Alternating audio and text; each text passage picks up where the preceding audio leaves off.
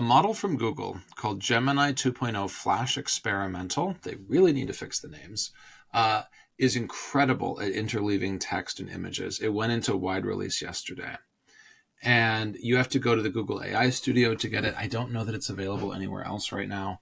And if you go to the trouble and you go to Google AI Studio and you hit the drop down and you get that model, what you get is something that we've been dreaming of since ChatGPT started talking about multimodal token outputs, so text and images together.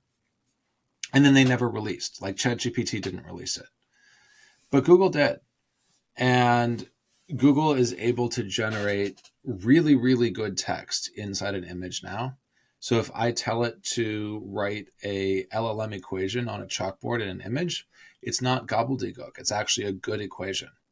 If I tell it to write text, it spells the text correctly. The text looks naturally written. It's really good. It's not perfect. As an example, I asked it to take a picture of me, dress me in a suit, and then have me hold up a handwritten sign that says today's date, which is March 13th. So it dressed me in the suit well. It had me holding up the sign. It looked pretty natural. But the paper for the sign and the image, it looked a little bit fake. It was just a little bit more like a very shiny cardboard. And I said, hey, maybe you can make the paper wrinkled. That apparently stressed out the model, and we lost good quality on the text.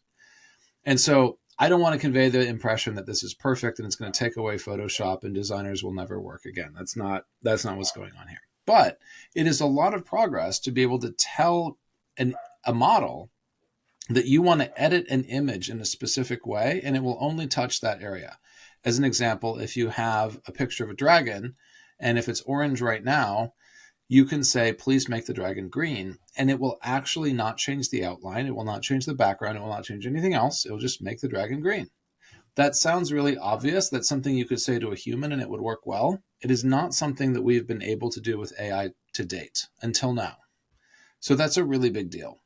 It also maintains really good character consistency. I was able to create a children's storybook just this morning with a little goat, and it's got this wonderful sort of Eastern European illustrative style that we were able to come up with, and it keeps that character consistent throughout. And the goat has adventures with a bat, and it's great. But the point is, I don't have to describe the character every time. Within the chat, within the context window, I can just keep talking about what that character does, and Google's able to keep up. In fact, people are now using this as a very analog way to play video games. So they'll create a character in an imaginary world, and then they'll just tell Google where they want the character to go next, and Google will draw the image, climb a wall, run through the fields, go flying, and Google can do it with a consistent character. So it's super interesting. Recommend you checking it out. I think the thing that I would expect at this point is that since ChatGPT was the one that talked about multimodal and never truly shipped it, they're going to get defensive and they're going to try and ship something soon that they claim is just as multimodal, or maybe it's multimodal they've been sitting on. But either way, I would expect a ship from ChatGPT very soon that tries to match this capability, because it is definitely pushing state of the art right now. So there you go. New Google model, Gemini 2.0 Flash Experimental. Say that 5 times fast.